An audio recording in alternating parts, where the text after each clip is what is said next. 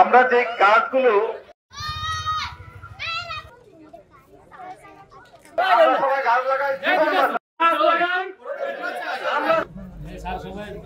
যে বৃক্ষরোপণ কর্মসূচি আপনি দেখেন আজকে আমাদের উপজেলার অবস্থা, আমরা দক্ষিণ দিকে তাকালে দেখি মরুভূমি, আমরা দেখবেন বালু আর বালু।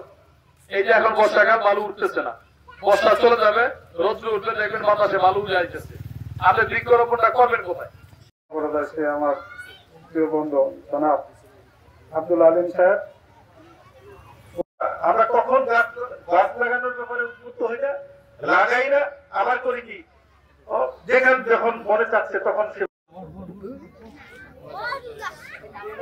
ঘষা খায়।